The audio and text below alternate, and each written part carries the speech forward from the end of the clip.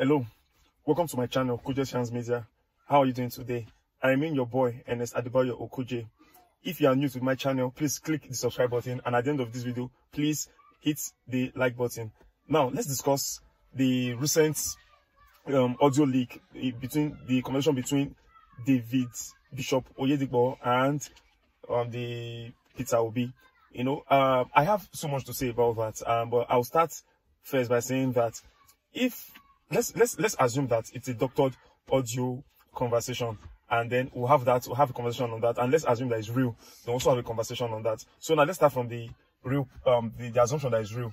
Now we all know that in the conversation we heard him talking to Bishop Oyedigbo that he should help him talk to the Christian faithfuls in the south west and also in Ilorin, Kwara. And then we heard the bishop saying that he had a program, a message where he addressed something like that, and that he was still going to have a second leg of it. And now people are beginning to complain that that you see all along his campaign was based on religious bigotry, you know, trying to get votes from the Christians by making it look like they were having a Christian versus a Muslim, you know, and that that was what people like El-Rufai came hard on him, saying that he was nothing but having a religious kind of campaign, and that he would at best be a Nollywood actor.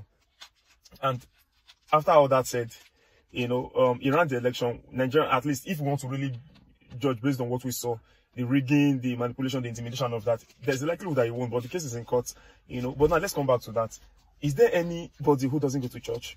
And Bishop Oyedigbo has reacted to that, where he said that there is nobody, no party that doesn't come to him, that he advises them, and that some of them take to the advice, others don't, you know. So everybody does that. They all go to redemption camp, they go to Canaan land, you know. So the fact that a Christian was going there often doesn't mean that he was playing to the religious, the religious card.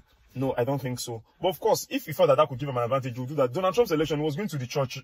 He was going to churches in America, because he knew that the American Christians, you know, preferred the Republicans to the Democrats, because the Republicans believe in religion and God, unlike Democrats that, you know, they practice what we call the very liberal kind of system, where they allow for the homosexuality and all of that, you know. And the first campaign, you know, the first election he won, but when he got there and he misbehaved, Americans had enough of him, and he lost. Even the losing, he lost. It was almost like 50-50 if you won't check the votes. This Joe Biden didn't have more than 5 million votes than Trump, you know. So they all do that. In the north, is it because they are not leaking that? Is it because APC is in power, and of course they have power over the NBC, over telecoms and all that? They were able to hack into these conversations and brought it out. You don't want to tell me that Tinubu probably didn't talk to some imams, some clergies in the north to talk to the Muslims that to vote for him? That after all, the only reason he took Shetima, a fellow Muslim, was because he wanted the Muslim votes, and so they should not let him down. He must have done something like that. So everybody would have been guilty of that. So, and that's assuming it's even real. But if it is not real, then these mischievous miscreants are up to it again. You know, we all know what has been going on, all the propaganda and all of that, just trying to discredit him. And you know that the case is going to tribunal, and people, even a lot of Muslims, want probably even Peter Obi to become president, like Aisha, Yusufu, and the rest of them. And they know that if the average Muslim hears this, it's going to break their will to support him. Look at Adamslink, for instance, a very popular YouTube video blogger. He's a Muslim, a staunch Muslim. He believes in man marrying more than one wife and all of that.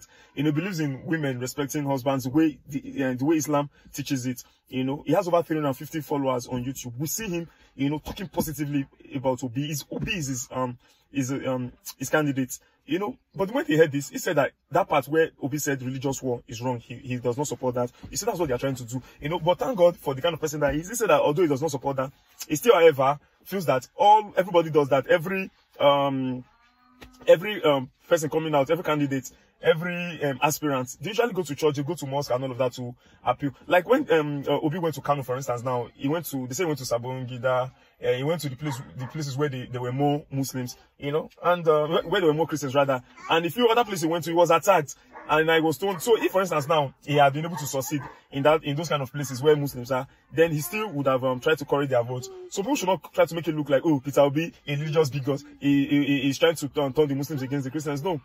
Now, even if I thought he had, now, if based on my own opinion, he said that it is a religious war. Now, if it's true that he actually even said that, let's look at that. It's not a religious war. Do you think that if Peter Obi had taken a Christian running mate, the Muslims would not have had something to say? Come on, let's not be hypocritical here. Let's look at Festus Keyamo that is saying rubbish. If Festus Keyamo were on the other side of the streets, he would not have been saying all the rubbish he's saying, that Peter Obi's ambition to become president is dead on arrival and all of that. You know, it is what it is. Let's face it. Even Muslims criticize that we also say that there is no competent Christian northerner. You took a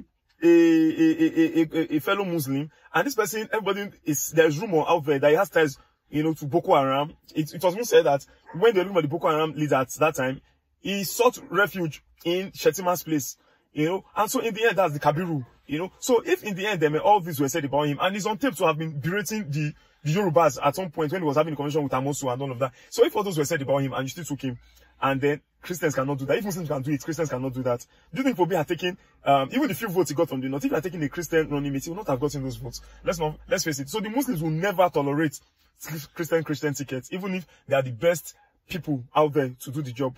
So why do we Christians tolerate it? Then Christians should actually see it as some form of religious, not necessarily war, but it's something that has what we describe as religious coloration to it. You know, trying to pander to some religious sentiment. So it is what it is. Let me know your thoughts in the comment section. And I remain your boy Ernest Adebayo Okoje.